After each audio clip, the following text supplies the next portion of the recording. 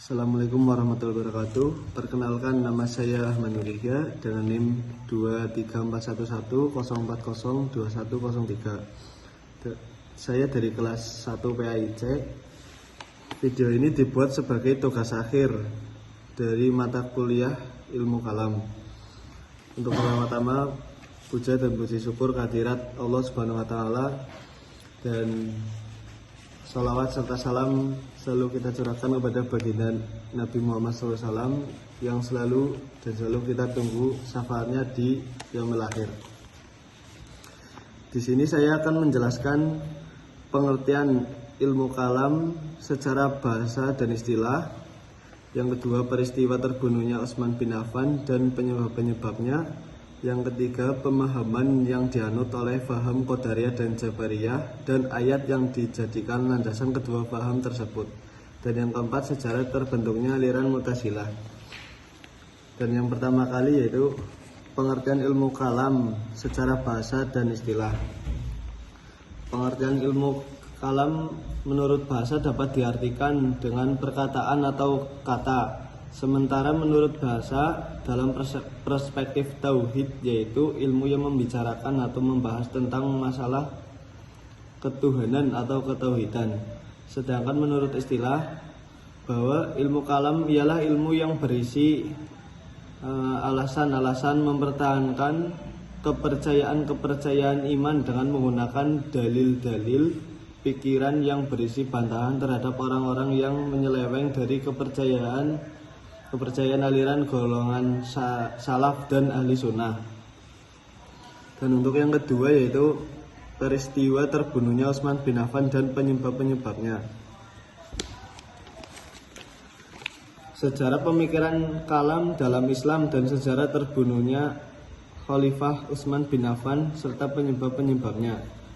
Sebuah kenyataan pahit dalam sejarah umat Islam di mana munculnya ilmu kalam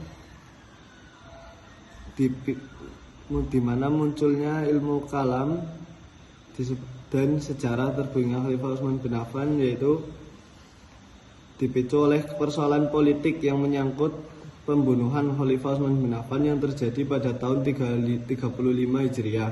Adanya pemberontakan yang dipicu oleh ketidakpuasan terhadap kebijakan-kebijakan yang diambil selama masa pemerintahannya.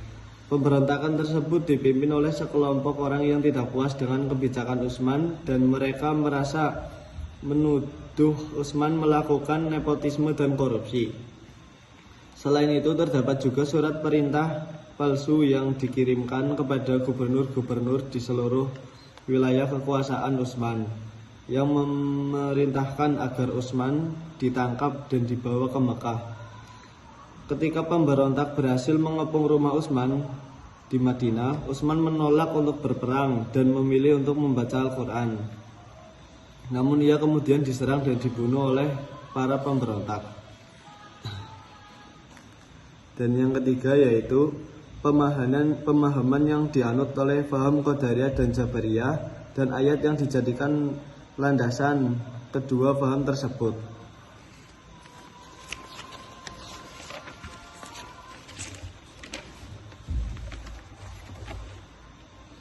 Pemahaman yang dianut oleh paham Qadariyah. Kaum Qadariyah menolak adanya qada dan qadar Allah Subhanahu wa taala. Mengenai kapan paham Qadariyah ini muncul tidak dapat diketahui pasti. Namun ada sebagian pendapat yang menghubungkan paham ini dengan Khawarij.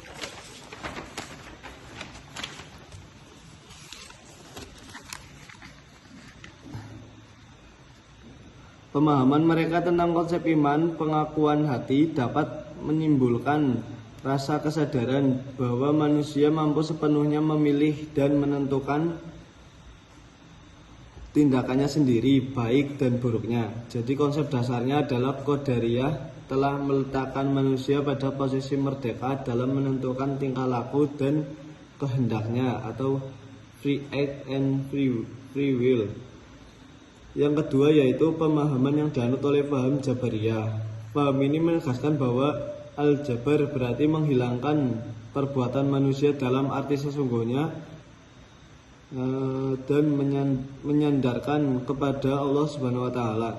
Dengan kata lain, manusia mengerjakan perbuatannya dalam keadaan terpaksa. Dalam bahasa Inggris, Jabariyah disebut fatalism atau predestination, yaitu paham yang menyebutkan bahwa perbuatan manusia telah ditentukan dari semua oleh kode dan qadar Tuhan.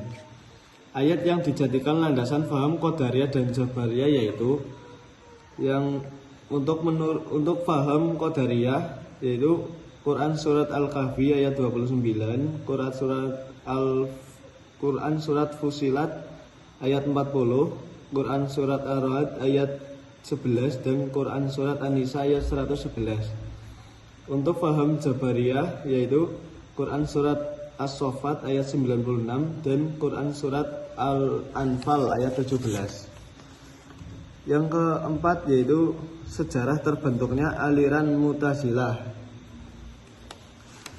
Sejarah terbentuknya aliran Mu'tazilah yaitu aliran Mu'tazilah muncul sekitar abad pertama Hijriah di kota Basrah yang ketika itu menjadi kota sentra ilmu pengetahuan dan kebudayaan Islam.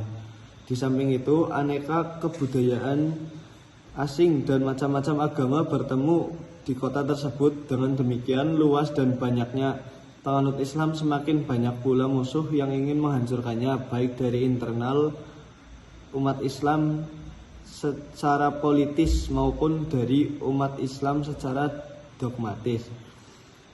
Sejak Islam meluas, banyak bangsa-bangsa yang masuk Islam dan hidup di bawah naungannya. Akan tetapi, tidak semuanya memeluk agama Islam dengan segala keikhlasannya. Kemudian di antara lawan-lawan Islam dari dalam ialah golongan Rafidah, yaitu golongan Syiah yang ekstrim atau gulat, yang kemasukan unsur-unsur kepercayaan yang jauh sama sekali dari ajaran Islam, yang pada waktu itu tersebar luas di Kufah dan Basrah. Termasuk lawan Islam juga ialah golongan tasawuf hulu atau inkarnasi, yang mempercayai bertempatnya Tuhan pada manusia. Aliran Mu'tazilah menjawab bahwa Tuhan tidak mungkin mengambil tempat apapun juga dalam keadaan demikian. Muncullah aliran Mu'tazilah yang kemudian untuk yang terakhir yaitu sejarah aliran Khawarij. Dalam sejarahnya, aliran Khawarij dan Murji'ah memang tumbuh secara bersama dalam kurun waktu terjadinya peristiwa tahkim dalam Islam. Abu Ala Al-Maududi dalam bukunya Al-Khalifah wa Al-Mulk menjelaskan bahwa sejarah munculnya kelompok Khawarij adalah pada waktu Perang Siffin ketika Ali dan Muawiyah menyetujui penunjukan dua orang hakim sebagai penengah guna menyelesaikan pertikaian yang ada di antara keduanya. Sebenarnya sampai saat ini mereka adalah pendukung Ali, tetapi kemudian secara tiba-tiba mereka berbalik ketika berlangsungnya tahkim dan berkata kepada kedua tersebut, "Kalian semuanya telah menjadi kafir dengan mempertahankan manusia sebagai ganti Allah di antara mereka." Begitupun Thaib Abdul Mu'in menjelaskan bahwa Khawarij timbul setelah Perang Siffin antara Ali dan Muawiyah. Peperangan itu diakhiri dengan gencatan senjata untuk mengadakan perundingan antara kedua belah pihak. Kaum Khawarij bukan saja meninggalkan Ali, akan tetapi berbalik membenci, memusuhi, bahkan berani pula mengerjakan perbuatan-perbuatan dosa dengan mengkafirkan Ali dan menghalalkan darah kaum muslimin.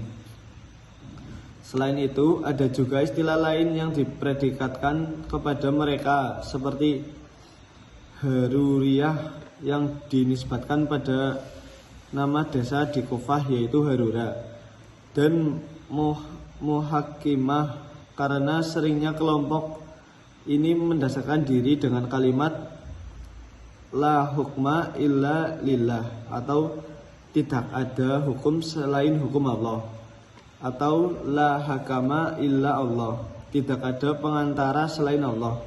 Secara historis, Khawarij adalah firqah batil yang pertama muncul dalam Islam sebagaimana yang disebutkan oleh Ibnu Taimiyah dalam kitabnya Al-Fatawa. Bid'ah yang pertama muncul dalam Islam adalah bid'ah Khawarij. Adapun Khawarij dan doktrin pokoknya. Di antara doktrin pokok Khawarij adalah sebagai berikut.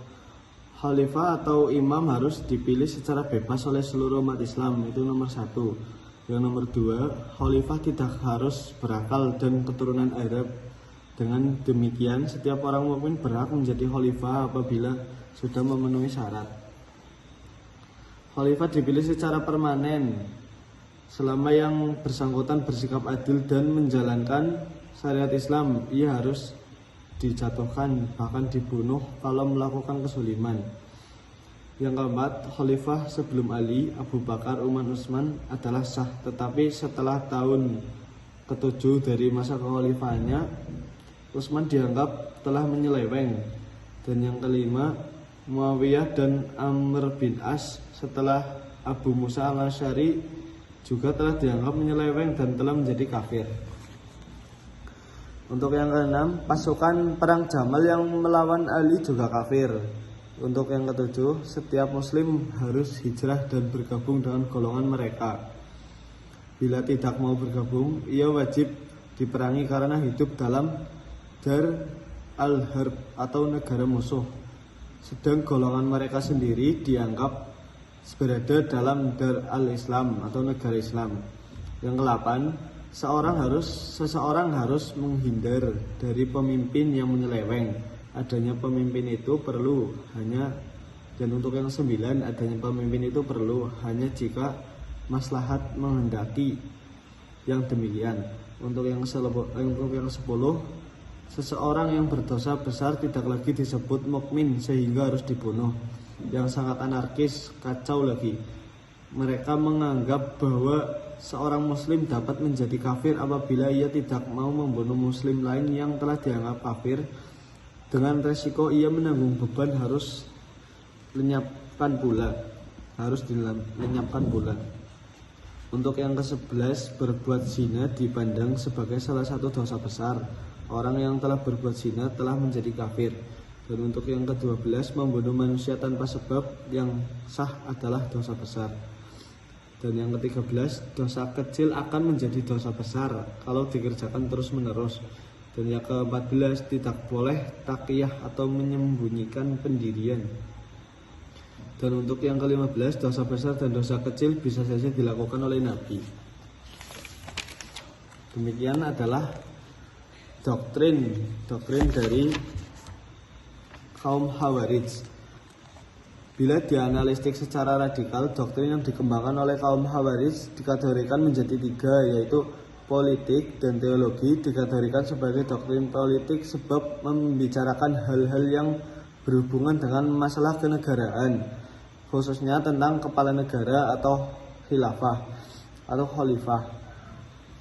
Melihat pengertian politik secara praktis, yakni kemahiran bernegara atau kemahiran berupaya menyelidiki manusia dalam memperoleh kekuasaan atau kemahiran mengenai latar belakang, motivasi, dan hasrat mengapa manusia ingin memperoleh kekuasaan, maka Khawarij dapat dikatakan sebagai sebuah partai politik.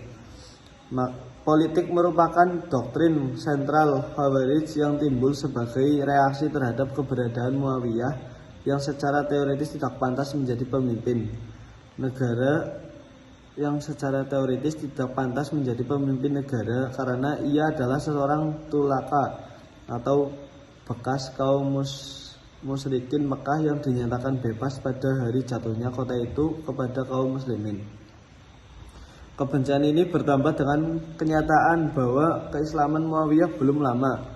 Mereka menolak untuk dipimpin orang yang dianggap tidak pantas. Jalan pintas yang ditempuhnya adalah membunuhnya. Kemudian dari isu sentral politik dibuat pula doktrin teologi tentang dosa besar. Semua yang terlibat dalam peristiwa tahkim, orang yang berzina, membunuh sesama tanpa sebab yang sah, melakukan dosa kecil secara terus-menerus, orang yang tidak mau berhijrah ke daerah mereka dalam dataran teologi sudah menjadi kafir.